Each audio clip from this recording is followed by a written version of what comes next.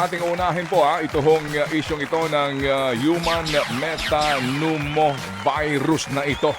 Para ho natin maunawaan, hindi ho may tatanggi ngayon, may mga sinisipon-sipon, inuubo-ubo, tinatrangkaso. Good morning, Manong Ted. Good morning, DJ Chacha. Good morning sa lahat ng nakikinig at nanonood. Happy New Year. Yes, sir. Sir, ano ho ba ito? Human metapneumovirus na ngayon nga po ang sinasabi. Opo, ay meron na pong pagkalat sa bansang China. Can you just confirm that, please?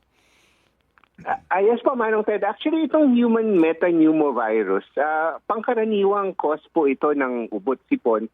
Para rin po siyang trangkaso. Hindi naman siya bago.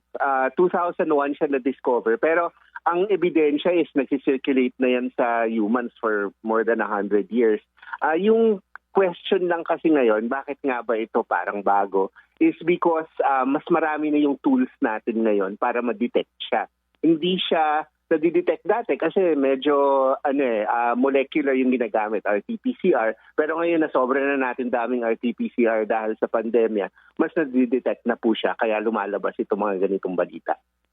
Opo, pero kasi nga po, kaya siguro may mga nababahala din dahil kung ating maaalala, ang pinanggalingan ng COVID-19, dati na rin po namang virus, di ba? Yes po, Manong Ted. Pero kasi yung COVID-19, lalong-lalo na itong virus na nagkakos ng COVID-19, yung SARS-CoV-2, na related dun sa SARS-CoV-1, which was the original SARS, nag-jump po ito diretso from animals. Itong human metapneumovirus, matagal na po talaga ito. And nakikita naman natin the longer a virus is circulating in the human population, nakaka-adapt na siya at less and less na po yung severe disease na nakakos niya. Opo, ayun. Kasi nga din po, alam nyo na, hindi maitatanggi yung pangamba ng marami dahil nga sa ating karanasan sa COVID-19. So, sa ngayon po, ano ba ang advisory mismo ho ng WHO o ng inyo pong, ng inyong hanay? Di ho ba may mga journal kayo na binabasa? Saan po ngayon ang maraming kaso nito? Sa anong bansa? Yes, Manong Ted. So, ang report ngayon na itong sa China na may increase, ito po talaga nangyayari every winter. Parang trangkaso po siya, yung kanyang nakokos na disease and yung kanyang pag-increase and decrease, seasonal po ito. Kung titingnan natin po sa Pilipinas, may datos rin tayo na parang ganun din. Napaparallel niya yung pag-increase ng flu tapos bumababa. Isa po ito sa pinakapangkaraniwang cause ng ubo at sipon sa mga bata. In fact, by the time 5 years old ang isang bata, most likely nagkaroon na siya ng at least isang beses ng human metapneumovirus. In general, ano po ito, mild disease, pero katulad rin ng trangkaso dun sa mga very young and very old at yung may mga immunocompromised, pwede po siya mag-cause ng severe disease, pero not more deadly than the flu po. Okay, sige po. So, sir, doktor, ano po muna ang sintomas nito? Kung may kaibahan man sa pangkaraniwang trangkaso at ano po ang gamot, doktor? Yes po, Manong Ted. Actually, very, very difficult to diagnose itong human metapneumovirus based on symptoms only. Parang ubot-sipon lang po talaga siya. In fact, the reason why 2001 lang nila na-discover for sure na itong human metapneumovirus is because wala talaga siyang masyadong pinagkakaiba dun sa mga ibang respiratory illnesses. They had to use a very sophisticated technique sa molecular biology para masabi nila na ito yon. At ang nakita nila, it was very related to a similar virus sa mga ibon. Pero yun nga, mukhang nag-circulate na siya ng matagal sa humans, pero discovered lang siya later on kasi number one, wala naman distinct symptoms sa kanya. And number two is, yun nga, very sophisticated yung kinakailangan na diagnostic. Sa ngayon po, meron pong pag-aaral para gumawa po ng bakuna at para po maghanap ng effective treatment. Pero sa ngayon, wala pa pong approved na vaccine or approved na drug. Pero yun nga, katulad ng sinabi natin, most of these diseases are very mild, parang ubo, sipon, except nga doon sa mga taong may compromised na immune system. Yes, Doc, sabi nyo ang mataas ang kaso sa China nitong HPMV pero hindi naman siya bagong virus. Sa ibang mga bansa meron ding winter pero bakit yung pagtaas ng kaso dito natin sa China nakikita? Well, actually, hindi lang naman sa China. Maraming places, lalo na, like sa US, actually, up to 12-15% of respiratory illness sa mga bata, usually human metapneumovirus. Pero ewan ko na lang kung bakit natutukan tong China. Katulad niyan yung mycoplasma, remember? Meron na naman tayong mycoplasma dito. Ang nangyayari lang kasi siguro, I don't know, is unang-una yung sa pandemic kasi na-focus yung China. Kahit anong gawin ng China kung may respiratory virus, I guess people are paying attention kasi yun nga, strike 2 na rin sila, di ba? SARS-CoV-1 tapos SARS-CoV-2. But yung sa human metapneumovirus, this is a very common virus and I don't think there's a potential for pandemic at this time kasi adapted naman siya sa humans and in general, every winter season sa mga temperate countries, tumataas talaga to, including dito sa Pilipinas. Oo. Sa mga balita sinasabi no, sa China, kadalasan nakikita daw po ito sa mga bata, hindi masyado sa matanda. Sa ibang mga bansa tulad po ng US na nabanggit niyo and even yung mga kaso dito sa Pilipinas, sa bata rin po ba o halo ito bata at matanda?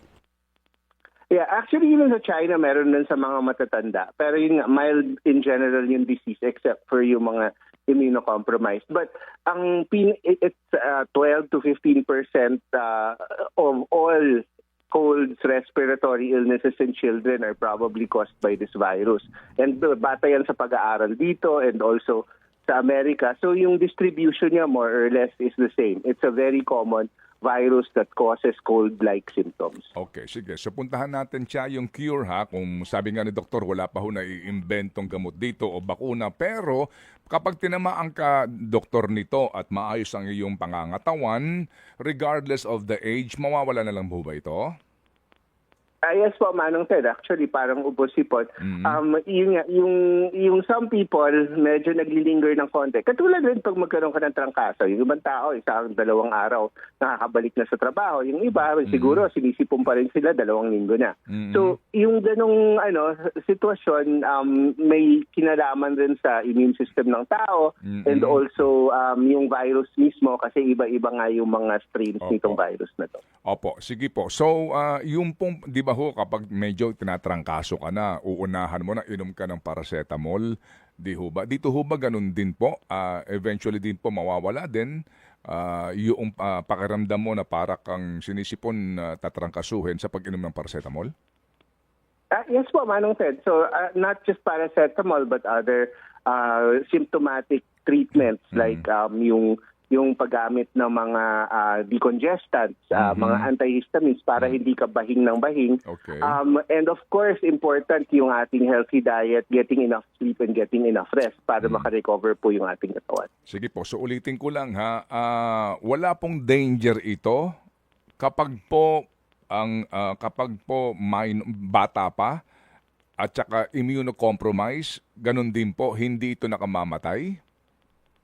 Yes po, parang RSV rin po, naalala niyo yung respiratory syncytial virus. Yung sa mga super bata na immature yung immune systems o yung mga elderly, para po siyang trangkaso. Ang severe disease is usually in the very young, in the very old, and in the immunocompromised. Pero everybody in between, mostly ubo-sipon lang po yan at worse parang trangkaso po. Okay, sige po. And then kung sakasakali po, ang pwede pong kapag pinabayaan mo ang iyong sarili dito, nauuwi ba ito sa pneumonia? Yes po, pwede po mag-cause ng pneumonia ang human metapneumovirus. Katulad rin po ng RSV, respiratory syncytial virus. At ang trangkaso po, nakaka-cause rin po ng pneumonia. So these are all very common respiratory viruses na yun nga, kung mahina ang immune system natin, pwede talaga siya maging severe. At para mawala na yung worry no nito mga viewers and listeners natin. Kasi kalat ngayon no on social media yung mga videos and even photos diyan sa China kung saan crowded yung kanilang mga ospital.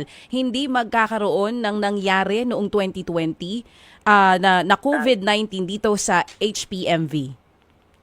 Yes po, malayo po talaga yung posibilidad na magkosto ng panibagong pandemic dahil itong virus na to, kilalang-kilala na po itong virus na to na naming mga infectious disease specialists, and yun nga, for the most part, this is a self-limited illness, gumagaling po ang tao, at sa ngayon wala namang ebidensya na mag-cause po ito ng panibagong pandemic. Ay, salamat po dito po sa informasyon na ito at ating maitama itong mga kung ano-anong kumakalat ngayon. Pahabol lang po, Doktor, meron daw hong Mpox new variant ngayon? Ang alam po natin is itong pinakabagong report, actually last year pa to, yung tinatawag na monkeypox clade 1B. At yun po yung nag-emerge galing sa Democratic Republic of Congo. And binabantayan ngayon. Pero for now, mukhang wala naman bagong cases na nare-report dito sa Pilipinas. Actually, wala pa tayong clade 1B, puro clade 2B yung nakita natin dito sa Pilipinas. Pero binabantayan po natin ito. Marami po rin tayong mga leksyon na natutunan doon sa pandemic, kaya mas pinapaigting po natin yung ating surveillance. Sige po. Okay. So sa ngayon po, Doc, ang sitwasyon sa Pilipinas, trangkaso, ubo-sipon ang common dahil din po sa panahon, no? Yes po, Manong Ted. And malamang meron na rin dyan halo-halo RSV, influenza, and itong human metapneumovirus, hindi po ito bago na virus. Opo, kasi nga din, minsan napakainit, maalinsangan, tapos the usual, no? Opo, pabago-bago din po ang temperatura na nagiging sanhi po ng ating, yung nga, sipon, ubo-ubo, trangkaso, kaya importante rin po na maging malusog ang ating pangangatawan. Dr. Edsel, muli po, salamat na marami sa inyo pong napaka-importanting panahon na binigay po sa atin para maiklaro po ang isyong ito. Mabuhay po, Doc Edsel. Thank you po. Anytime po, and stay safe. Opo, salamat na marami.